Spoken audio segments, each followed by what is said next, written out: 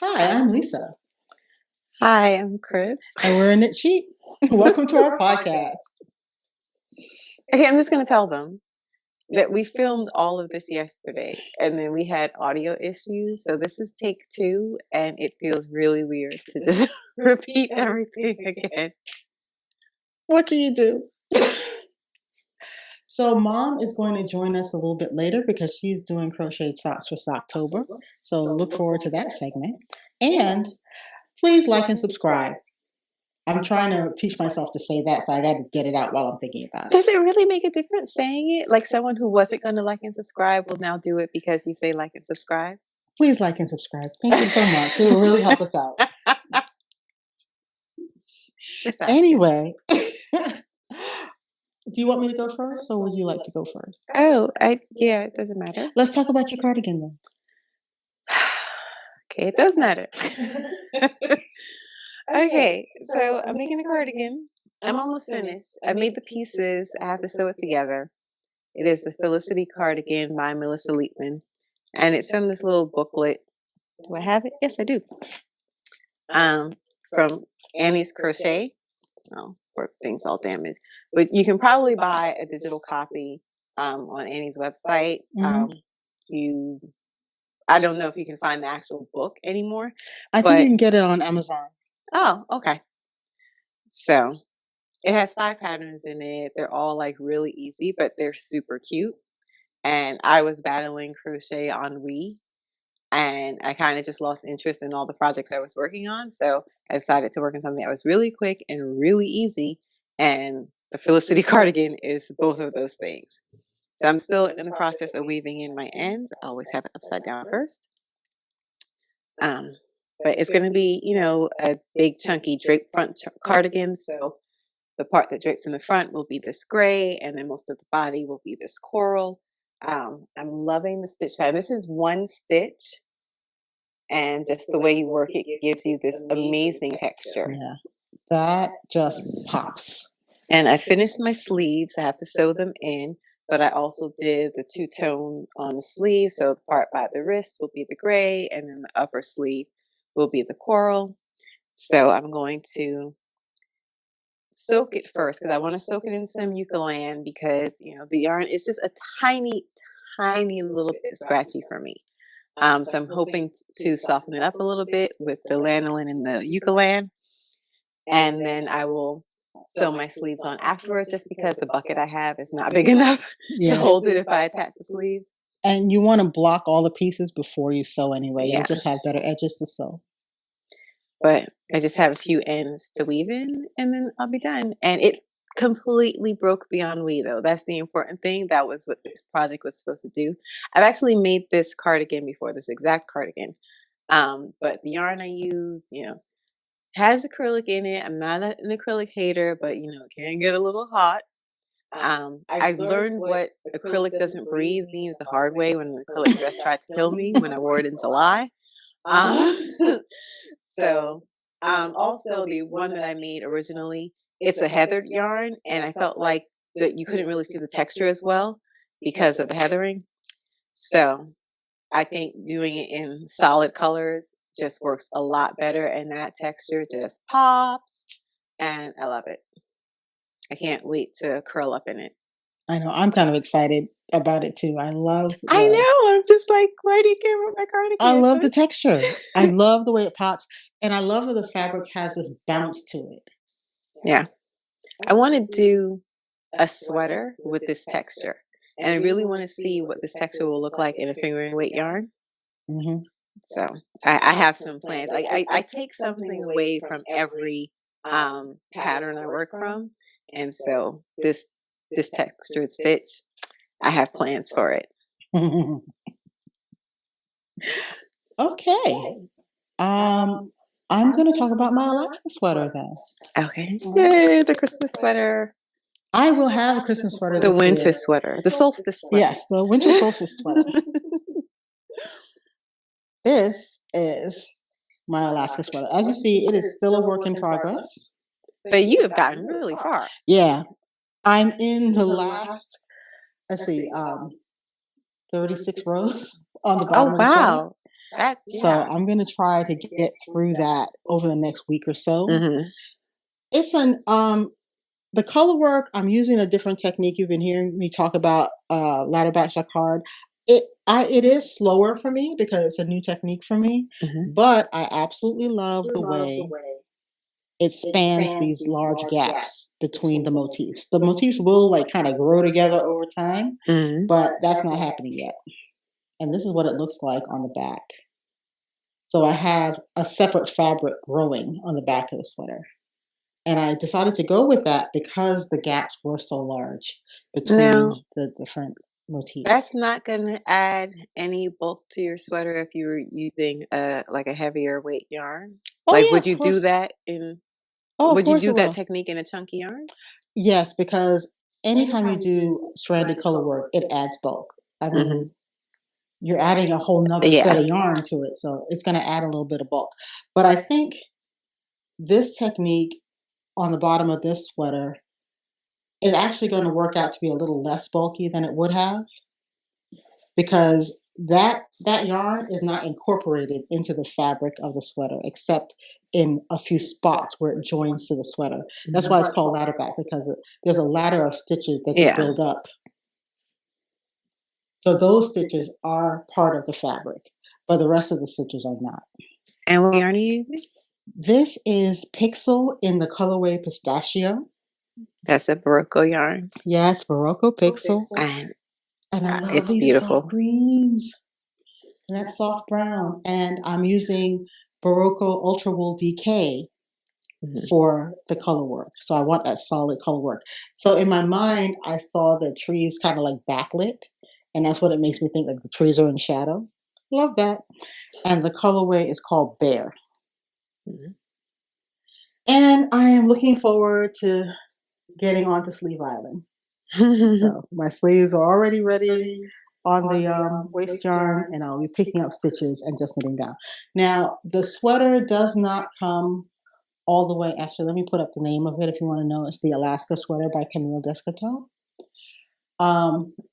Even in the pattern, the sleeves are about 7/8. So I think I am going to go with that length. What I'm going to actually do is make the sleeves equal to the length of the sweater. Okay. Because I think that's going to look the most proportionally correct. And I have made my sweater a little bit longer. The original pattern is, the sweater is 11 inches long, and I did my sweater at 13.5 inches long. So it's still a crop sweater, but it's not super cropped, like 11 inches. And did the pattern give you instructions for where to start those trees if you wanted to lengthen the sweater? Or did you just adapt that yourself?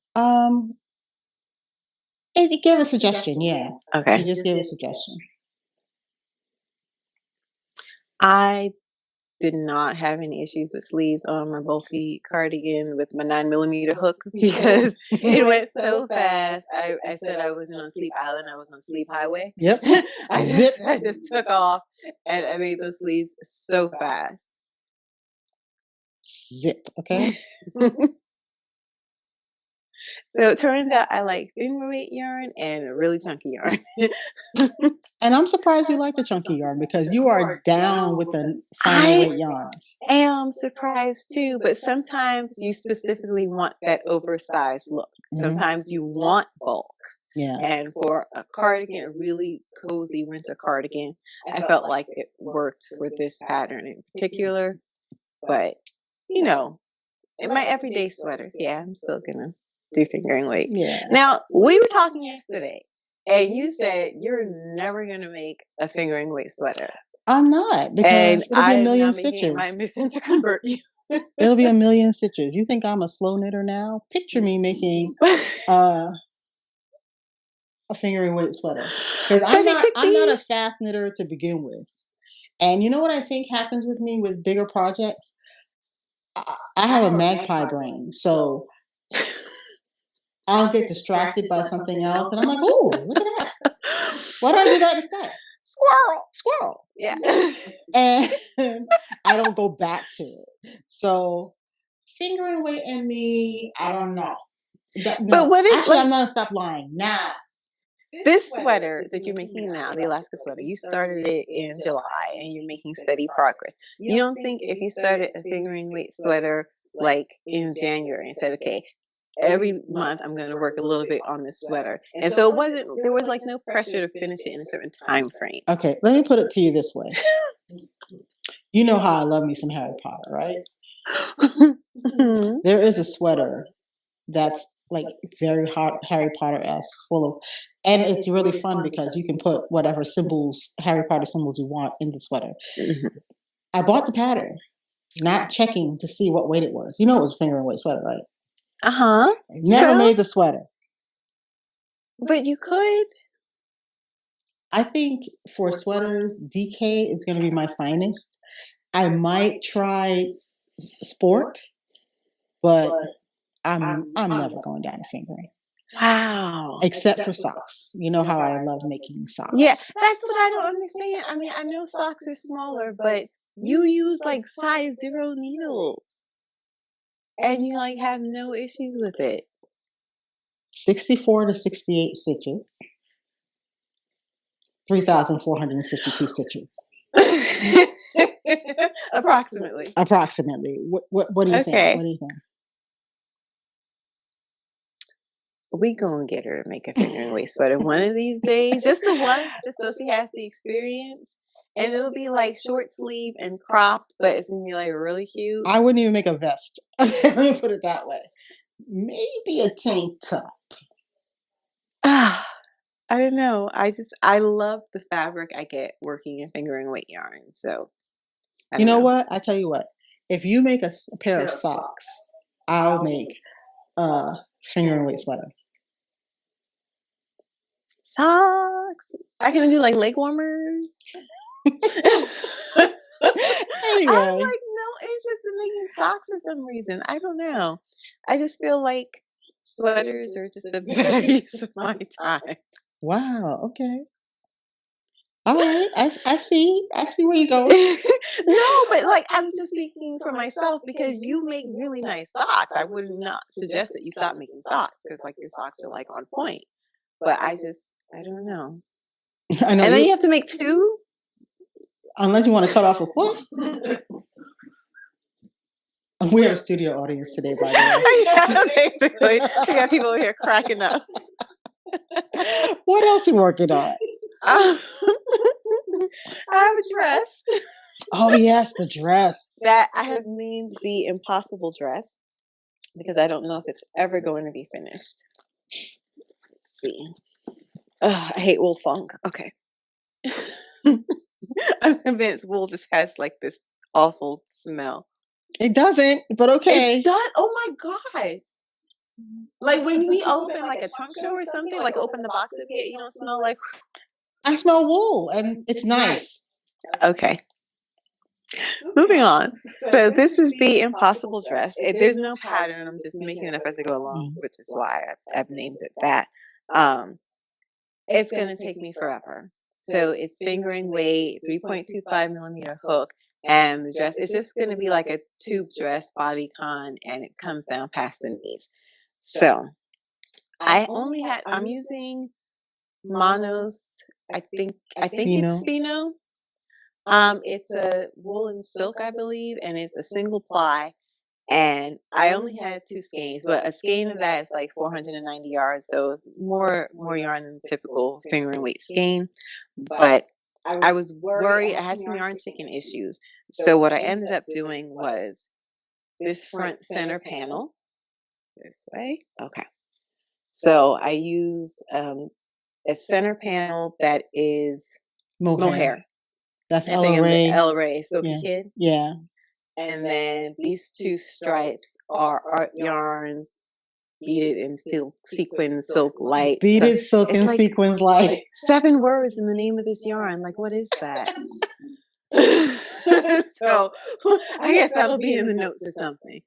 So each stripe is 1 skein. So you get a decent amount of yarn out of that. I would really like to work with this again. I'll show you what it looks like in the skein. I think I have. So this is not the color that I'm using on the dress, but this just shows you what it looks like. It's really, really pretty. And this center panel, I think, ended up being about 7 inches. So that's 7 inches of pheno that I did not have to use. So I think I should have enough now to make the dress.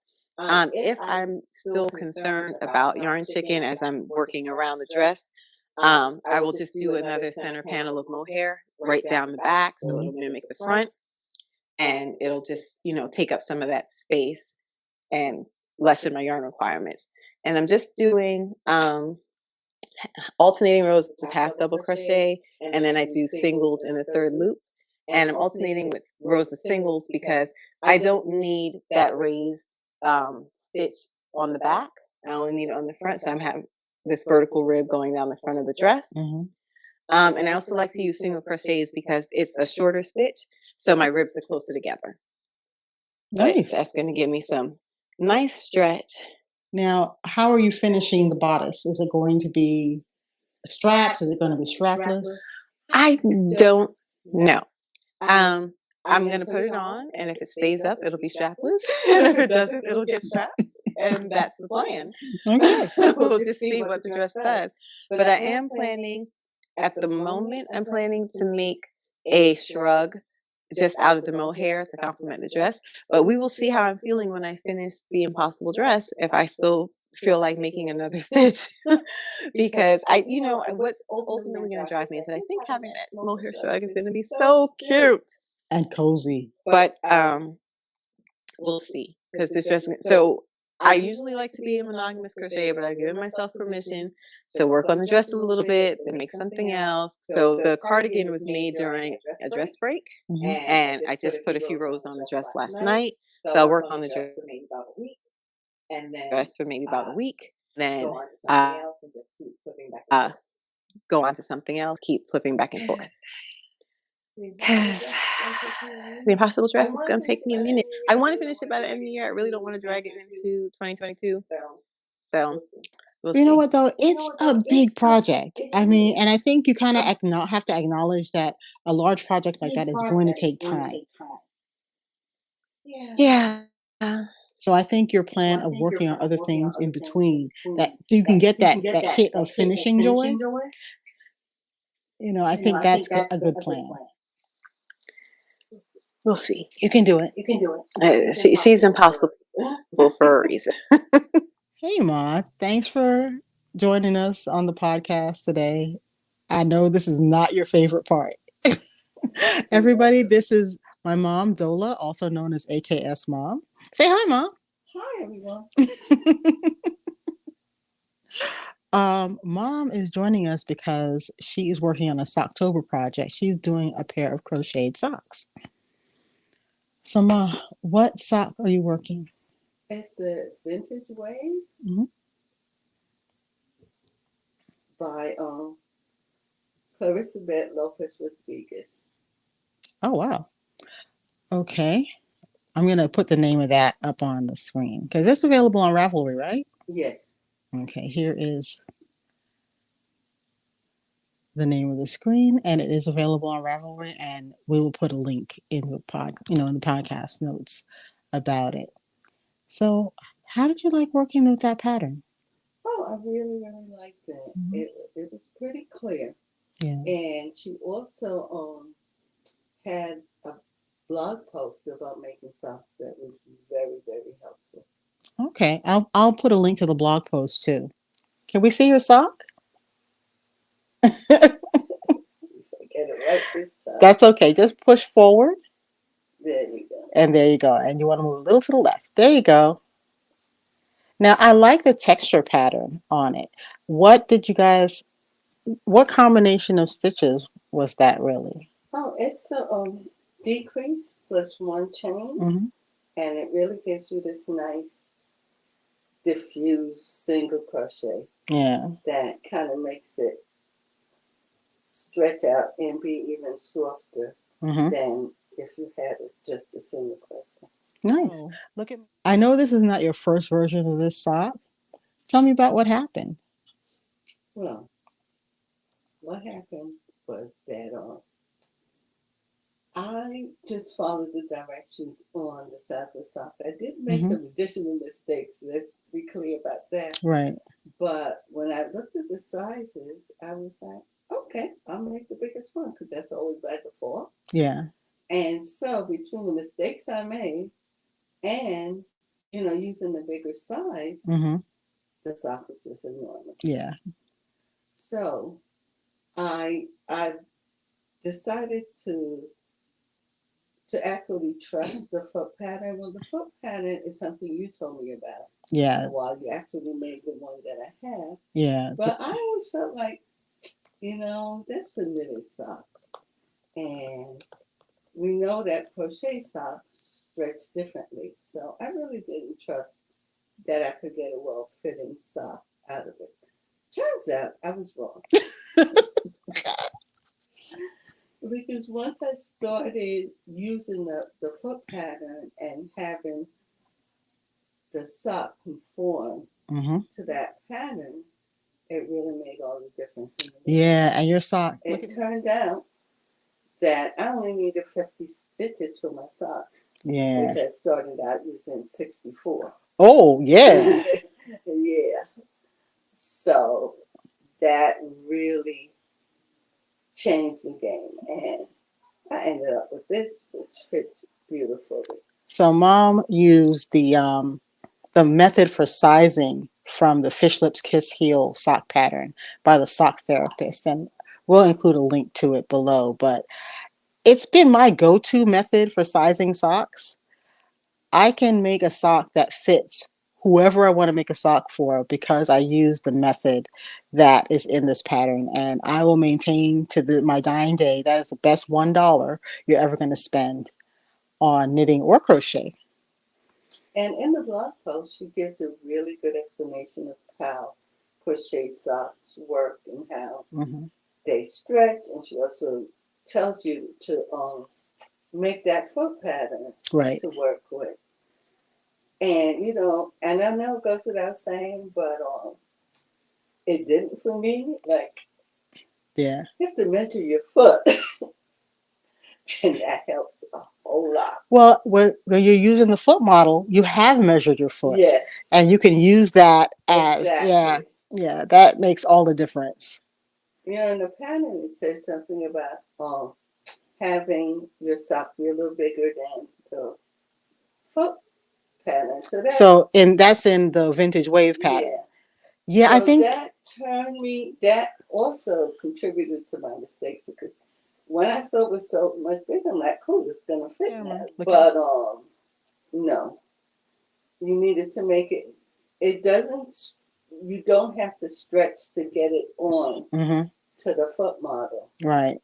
But it can't be like floppy. Yeah, it can't just be loose flopping all over the place. Now, you were telling me that you were worried because you were worried about getting it on over your heel. And that contributed to the idea that you had that it had to be big. Yeah. But it also has, built-in stitches for that purpose. And what I changed on the sock also was the ribbing at the top. Right. Because I like this ribbing better when I'm doing it after the fact. If I'm starting out something, I will do the back ribbons so that then I can just attach to the bottom. But when I'm attaching it to something I already made, I like this. What ribbing is that? This is just on post stitch back and forth, and I use half doubles. Okay. And I use the smaller hook. You know what? I wanted to ask you, what hooks did you use for that? I use a 3mm for the sock, and for the ribbon, after the setup roll of the ribbon, I use a 2.5mm. But yeah, I like the way it came out, and I love how you just got these soft little waves of color throughout. That yarn is Rico Supreme. I can't remember the name. Rico Vintage. I'm sorry, what? Superba. Thank you. Rico Vintage Superba. I love it. I think it knits up and crochets up just beautifully. Yeah, I really like it too. I think it came out really nicely. Yeah. So are you encouraged to do the second sock now? Yeah. You know what I was trying to do is like do it in parts. Like I do the toe on one and then the toe on the other. But then when I had to rip it out, I was like, just go ahead and make one. See how it turns out. Get to the end of one, right? Yeah. Get to the end of one. So I finished this one, and I'm working on the other one. I like it. I like the way it came out, and I will be inserting a picture of how it looks on Mom's foot because it fits to perfection. Thanks so much for joining us today, Mom. You're welcome. I know this was not fun for you, but I appreciate it so much. Okay, so I have my Socktober project going. It is this cute little sock. That you started when, yesterday? I did. I started yesterday. So your second sock going to be born in Socktober? It might be. Yeah. There's nothing wrong with a Socktober sock. It's not that deep in the month. It's conceivable. But maybe do ankle socks. It is gonna be short. It's not gonna be a long sock. But I am using the Superba Vintage. Yeah, the Superba Vintage. That's really nice. It really patterns nicely. Again, I'm looking at your sock and picturing a sweater in my head. Yeah, I love it. I love it. And I think with something with the circumference of a sweater, you'll just get these little pretty blips of color. I love the yarn. It works up really nicely. And notice I'm getting a beautiful cohesive fabric. And what size needles are those? These are US ones. I have a recipe for making socks. So if I just want to make a sock, I follow my sock recipe. I will cast on, toe up because team toe up. I'm agnostic. I have no sock making method. I don't know why it makes a difference for me, but I just understood the architecture of a sock better from the toe up than from the top down. It's the same terrain you're going through. I don't know why the order makes a difference for me. I mean, is the toe difficult? Maybe it's just getting that out the way first or No, something? not at all. I do Judy's Magic cast on. So it is a cast on. It's an invisible cast on. So it just looks like the toe starts out of nowhere. And then I will work my way up, increasing for the toe. And I usually will take a sock anywhere between 64 and 68 stitches. Unless I get a really fine yarn, then I might have to do 72 stitches because my feet are large. They're not normal feet? They're not large normal. Feet? They're large. Anyway, I'm not even going to get started down that road just went down. Oh yeah, so then I will, and I have some ideas about the proportions of a sock.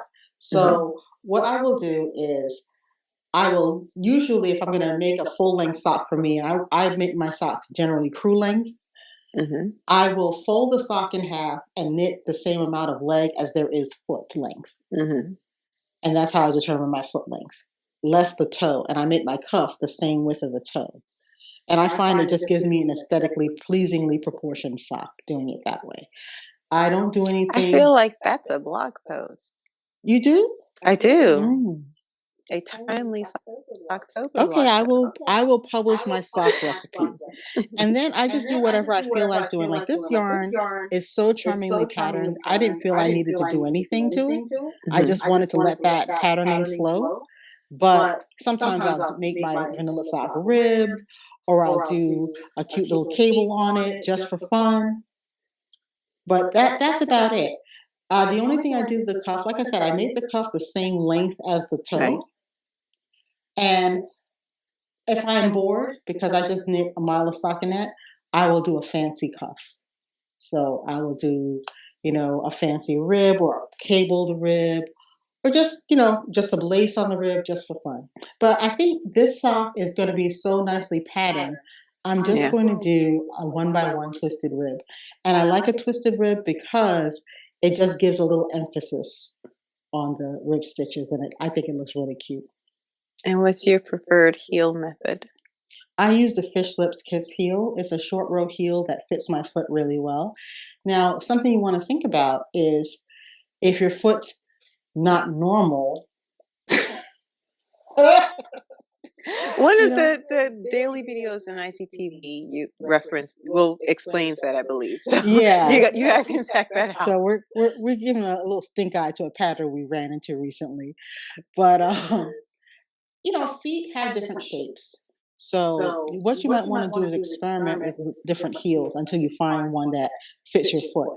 And then just disregard whatever the pattern says that you're using and use your heel all the time. That's what I do. Even when I make a sock or a pattern, I disregard whatever it says about the heel and I make the heel I like to make. And this was after trying different kinds of heels, or you just found Fish Lips Kiss and you were like, that's it? Oh, yeah, I tried lots of different kinds of heels. But I found that the Fish Lips Kiss heel was easy to do. I could stick it in any sock I wanted and without doing any extra work, you know? And it really fits my foot.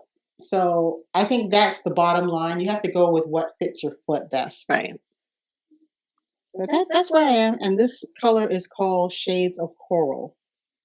Cool. Love it. Oh, and I make the cuff on US zeros.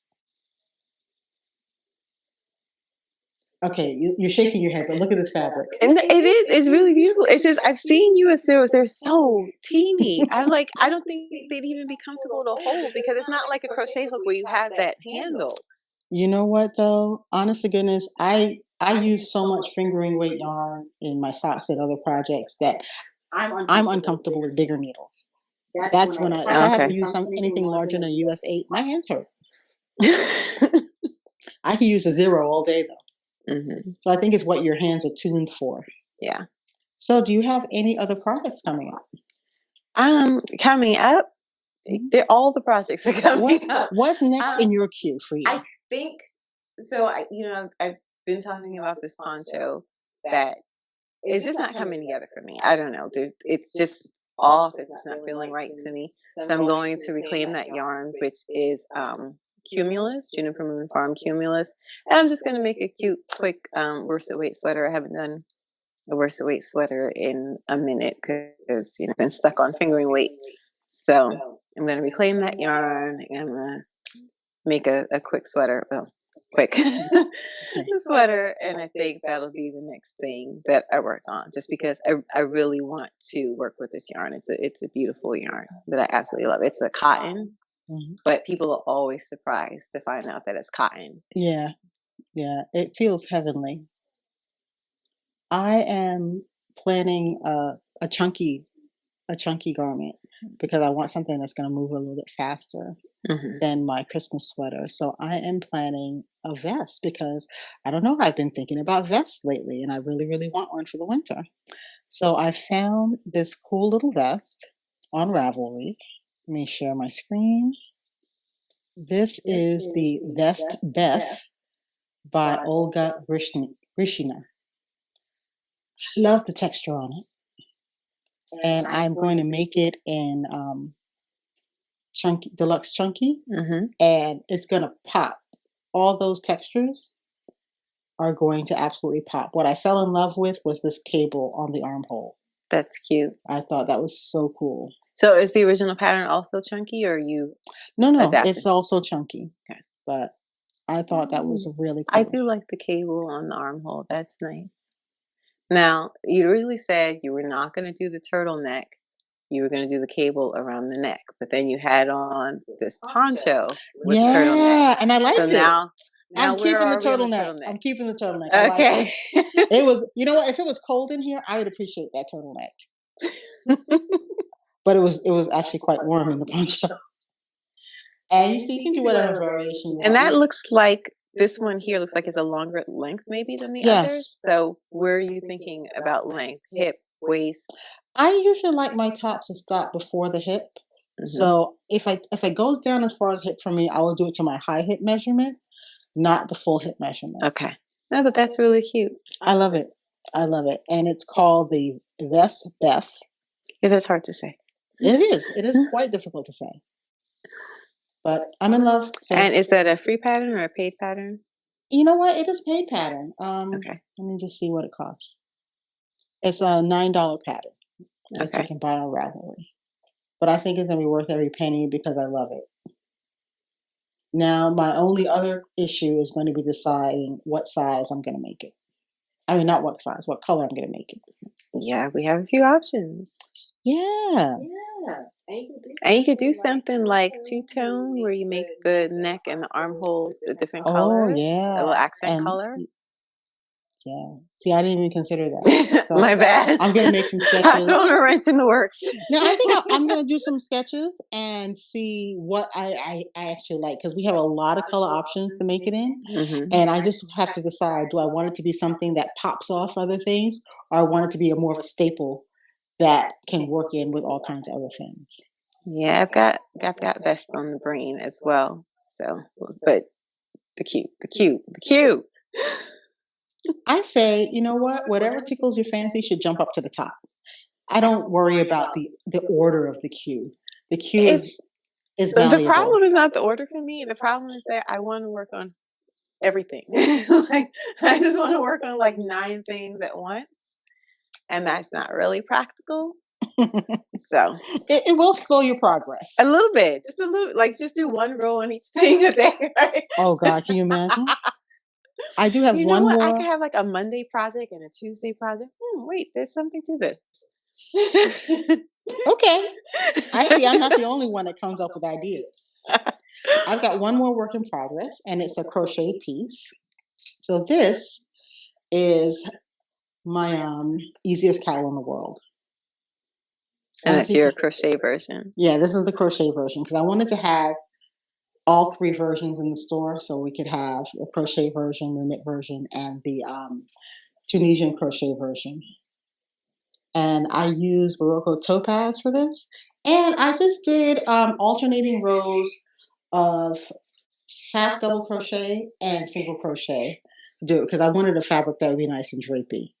I really want to try that in fingering weight yarn. I feel like you're not sold on it in fingering weight, but I think it's going to be nice. You know what? I just thought I did do a chart, so because I feel like you can do this in any yarn you want, with any needle or hook, using any technique, because you make a rectangle, and the whole thing to turn it into a cowl is how you fold it. So I did a chart that's in the blog post about it that gives you cast on or start and chain numbers for every weight of yarn. So if you want to do it in fingering weight, you don't have to figure it out. Just download the chart, and it's for both knitters and crocheters. I did it according to the gauge you're going to get for each yarn. Cool. But I could see it. I could see it. But if you want to make a quick Christmas present or Hanukkah present or what have you present. Oh, what have you present? I would use either a Happy what have you. Happy what have you. I would make it in a worsted or a chunky, because you could grind that out quickly, because you're knitting about 10 inches wide, 18 inches long, fold it up, sew up 4 inches, and you're done. And I do love that it's not super insanely bulky, so it's just going to be a nice piece that can fill up that little gap in your coat perfectly. Do we have any shop news this week? We're getting a new trunk show in for Cumulus, or Juniper Moon Farm Cumulus. I'm very excited about that. I hear there's a crochet garment. We'll see. But this is a yarn that I absolutely love, so I'm excited about having a trunk show in, and people should definitely come check it out. You have to like touch this yarn. You have to feel it. You have to squish it. We also have classes starting. We're having beginners knitting and crochet. We're doing private lessons, and we're also doing project classes for all levels. So check our website. I'm going to put the website up on the screen. There it is, knitsheep.com. I love doing that. I see that. I feel so official. It takes so little to make you happy. It does. I'm a simple girl. I'm a very simple girl. But I think that is pretty much what we have for today. Yeah, let's hope this take sticks. Yes. We'll see you guys next week. Have a good week, everybody. Bye. Bye.